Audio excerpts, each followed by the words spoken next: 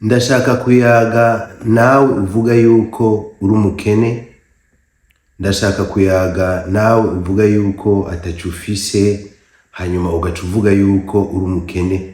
Kumbure urashobora kuba utiyizi, kumbure urashobora kuba utazi ico urico, ariko kubera udafise vya bindi tubona, ukaba udafise inzu, ukaba udafise imodoka, canke ukaba utava mu muryango utunze cane, ugaca uvuga yuko uri umukene, umerewe nabi, umeze nabi, ugomba upfe n'ibindi vyinshi wama uvuga kugira ngo ushigikire situation canke uburyo uburimwo uburi kurabaho muri uwo mwanya.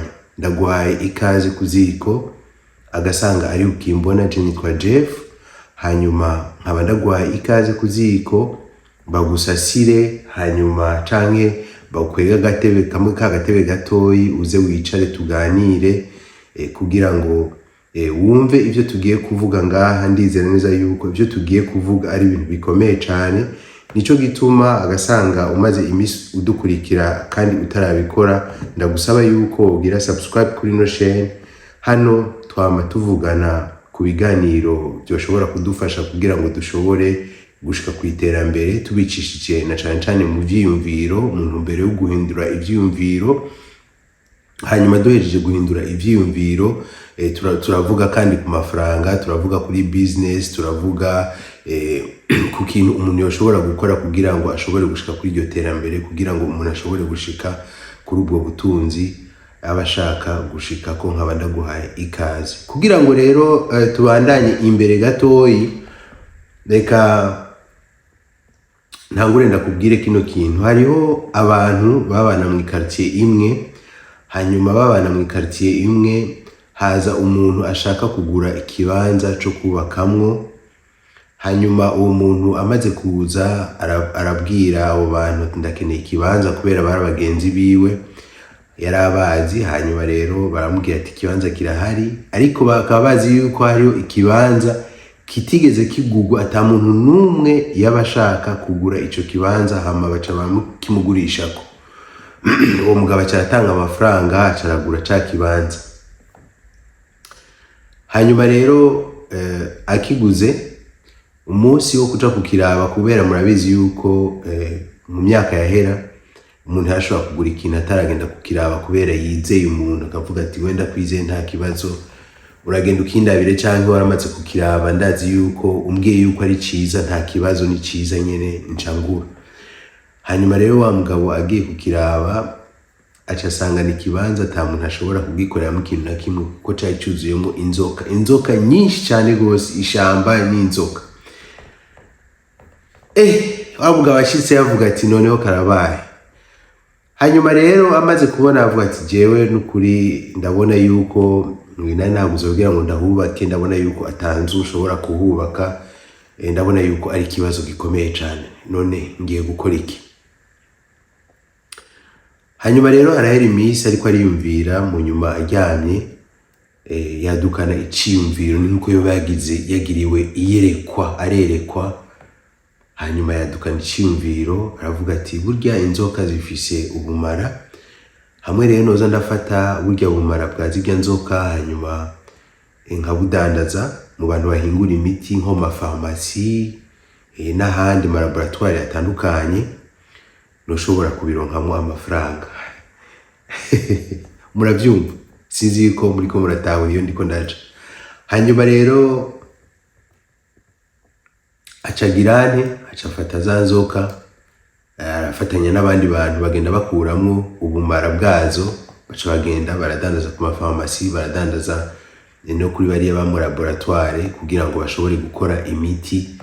Kumbure murabona yuko ari nk'imiti bakora kugira ngo umuntu ashobora kuba yariwe n'inzoka akire. Murabona bayikora muri ubwo bumara bw'inzoka nyene. Hanyuma mu nyuma rero uwo mugabo aca bigiramo business ikomeye cane gose. Business ikomeye cane gose, iraduga ishika hejuru kure cane, ivamwo ama miliyardi y'amadolari.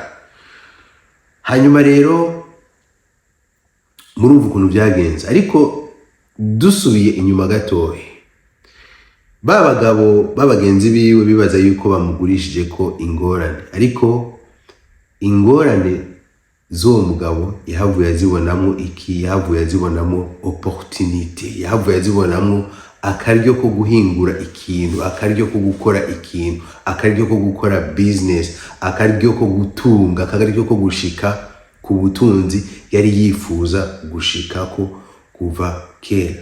Uno munsi rero nagomba ndakubwire, uno munsi ashobora kuba uri kuriyita yuko uri umukene, ukenye, akamara ivyo wa muri kuribwira igihe cyose, ubwira servo yawe, ubwira umufuko wawe, ubwira ibintu byose. Vy'ukuri iyo ufise attitude nk'iyi canke iyo umeze gutya, vy'ukuri urakena pe, no mu mutwe bikagenda bikajayo, ndakenye ndiyakiriye nta kibazo, ugaca wicara ukavuga ati jewe ndi umukene.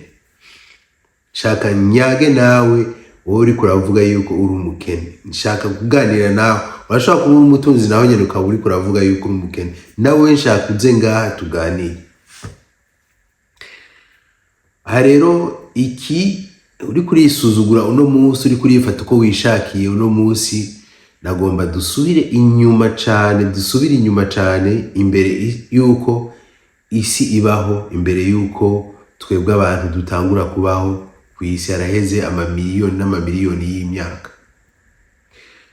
Igihe Imana yarema umuntu, yamanje kurema ibindi byose tubona, imisozi, yaremye amazi, irema ibiyaga, irema amaocean, irema amabuye, irema ibikoko bitandukanye, irema ivyamwa, uravyumva, irema ibiterwa bitandukanye, irema imbuto zitandukanye kubera imbuto zari mu vyamwa nyene. Hanyuma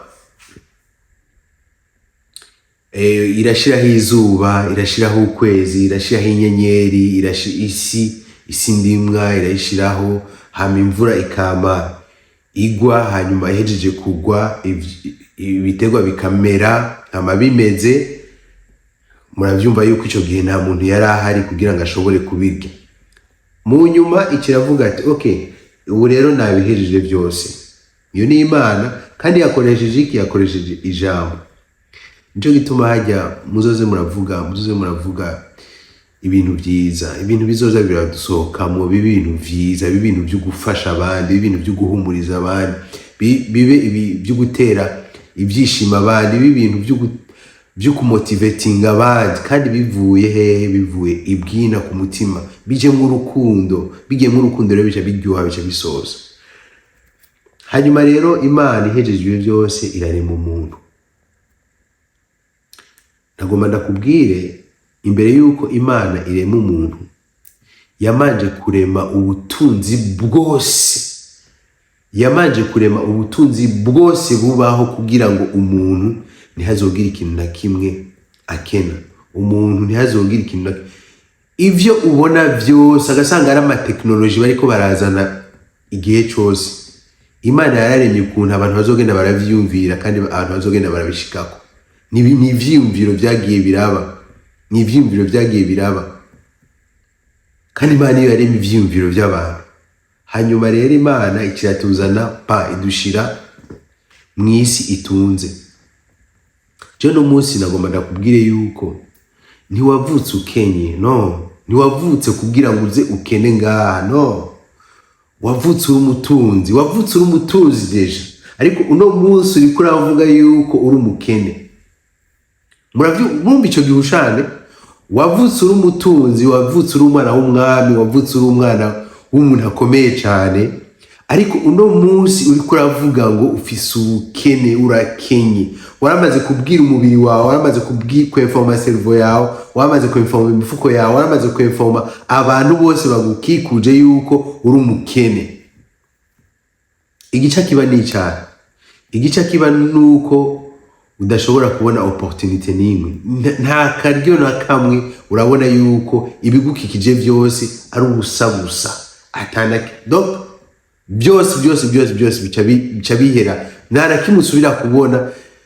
Aha ndiko nakubwira burya sinzi yuko najewe igihe ibindi ko nabivuga, sinzi yuko ndi mu mubiri ubu nyene mubiri nyene, ariko nuko nagize iyerekwa, nuko nahawe kumenya ibi bintu, kumenya aya mabanga, kuko n'amabanga abantu benshi ntibabimenya, abantu benshi ntibabizi, ariko ndiko ndabikubwira uno munsi kugira ngo uvyumvirize. Kumbure ibi ndiko ndavuga hariho abantu benshi bashobora kuba babirira amafaranga kugira ngo bumve ibi nyene ndiko ndavuga, kandi na jewe kugira ngo nshobore kuba ndiko ndabivuga uno munsi narakoze naragiye ma coaching menshi, ndavyumva mu kanwa k'abandi bantu bavuga ukuntu byagenze. Nanje uno munsi nicyo gituma ndiko ndabisangira nawe kugira ngo ushobore kumva ibi vyiyumviro, kandi ndizera neza yuko ari ivyiyumviro bishobora kugufasha, bishobora kugushika mu mutima gusumba bya bindi vyama biguteshereza umwanya, bya bindi vya cakira wamugendamwo bigutesha umwanya gusa, ariko ntushobora gucakira utari umuntu mwiza. No, nta cyiza gishobora kuza ku muntu ari negative, ntibishoboka. Nta cyiza gishobora kuza ku muntu ari negative. So wavutse uri umutunzi. Menya ico kintu, iyo ndavye ngaha hirya gutya canke nkaraba hariya canke nkaraba ngaha canke nkakuraba wewe, mbona ubutunzi gusa aribwo bugenda, ubutunzi gusa. Opportunities zirahari ahantu hose woraba, ahantu hose wowe uri, opportunities zirahari. Waba uri mu bugaragwa, waba uri mu ishamba, waba uri mu gisagara, waba uri muri village, ahantu hose Imana yashize ubutunzi, hari opportunities. Gusa nuko ubuze amaso y'impwemu kugira ngo ushobore kuguruka, hanyuma kugira ngo ushobore kubona ibigukikije, kugira ngo ushobore kubona ivyishije, kugira ngo ushobore kubona muri vya bintu opportunities, mbega opportunities zirimwo muri ibintu nk'ikije n'ivyaye, kugira ngo ushobore kubona bwa butunzi Imana yarema yakuremera wewe kuva ukivutse, kugira ngo ushobore kubaho neza, kugira ngo ushobore kubaho widegemvye. Kuko iyo umuntu atunze, iyo umuntu atunganiwe, abaho yidegemvye, abaho ameze neza. Uragenda aho ushaka, uravoyaja aho ushaka, uragenda mu vyo ushaka, ariko biri positif apana biri negatif. Uraba mu vyo ushaka, uratondera amasaha ushaka ku kazi, byose bigashoboka kandi bikagushobokera. Umaze guhumura amaso, umaze gutahura rino banga ndiko ndakubwira.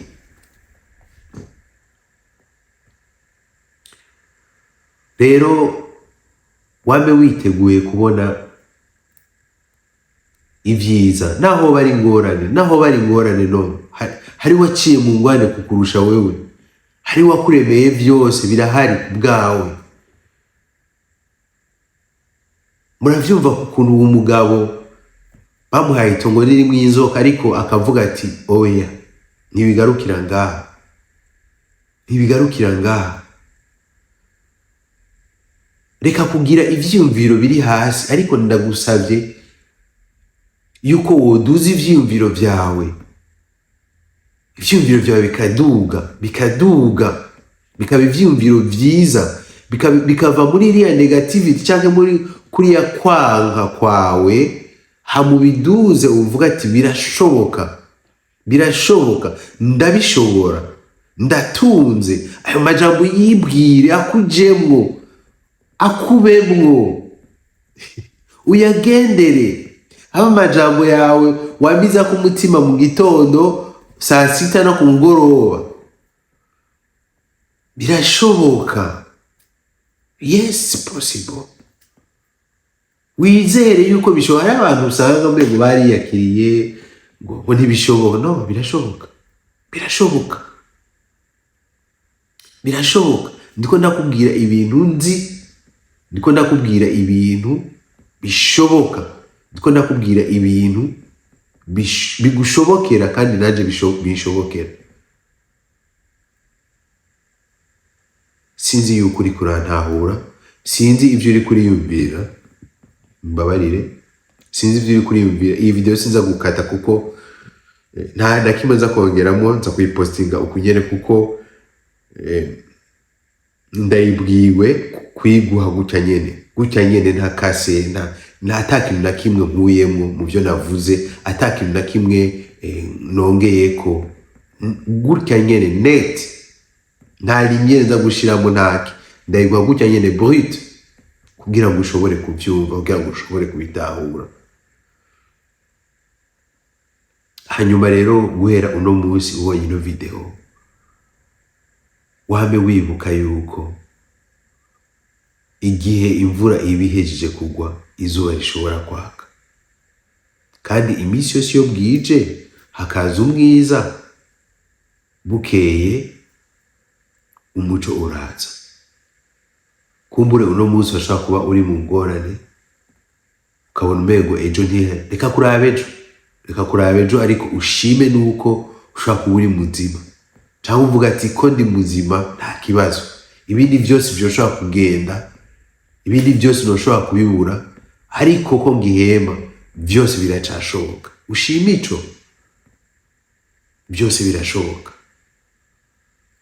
So I think nta majambo menshi novuga, ndakwifurije ivyiza. Ukaba utarabikora, aha video igeze, ndagusavye yuko wogira subscribe kuri ino chaîne, hanyuma bino vyiyumviro bigushobokera kandi ubisangize aba brothers and sisters, kuko ndizera neza yuko harimo amajambo y'ubuzima mu byo duhejeje kuvuga, kuko ndizera neza yuko harimo amajambo yoshobora gufasha abantu benshi, kuko ndizera yuko harimo amajambo by'ukuri ashobora nawe yo kugufasha, kandi bikagufasha cubirungikira mugenzi wawe. Hanyuma uhezagirwe cyane, warahezagiwe, uri umutunzi akomeye cyane. Wamucibuka.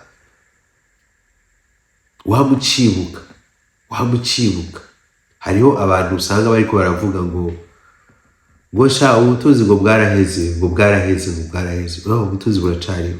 Nturabe bajya abantu bari tudo twa, bashobora kuba bariko bariba, bashobora kuba bariko barasahura abandi, bashobora kuba bariko bafise aho bayora. No, gusahura ukagira ibifaranga byinshi cyangwa ukishira ko ibifaranga byinshi ntibikubwira ubutunzi. No, ntibikubwira ubutunzi.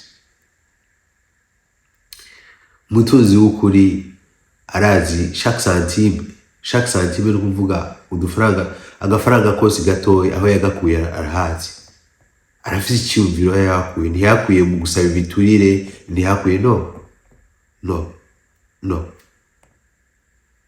ubutunzi buracariho, buracuzuye. Nubone ba Bill Gates, ba Jeff Bezos, nubone n'abandi bantu bakomakomeye, ba Mark Zuckerberg n'abandi ba Elon Musk, uvuge ngo barabumaze ngo n'abatunzi ba mbere ku isi, ubwo uvuga naye n'abatunzi ba mbere ku isi, n'abatunzi ba mbere mbwa n'abantu, kandi bafise amasaha 28 nkuko nawe ufite amasaha 28. Ni ukuvuga yuko byose biracashoboka, kuko Imana yabiduhaye. Imana yabiremye tutaranavuka byari bihari. So ni ukuvuga yuko agasanga utarabishikako, nuko gusa umutima wawe cyangwa nuko mwemu yawe itaruguruka, cyangwa ijisho ryawe rya gatatu turazemeye ngo rishobore kuguruka, hama ushobore gutangura kubona ivyinyegeje.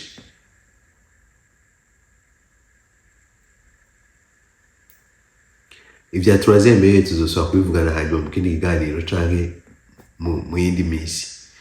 So reka ndagusezere, ndizera neza yuko watahuye, ndizera neza yuko wumvise byinshi. Imana iguhezagire cyane. Reka jewe dusubire mu kindi kiganiro, dusubire mu yindi video. Ndazi yuko mbaze kuvuga ibya turazemeye hari abantu bacavuga ngo n'umueliminasi n'ibiki. No, je le suis pas. Oya.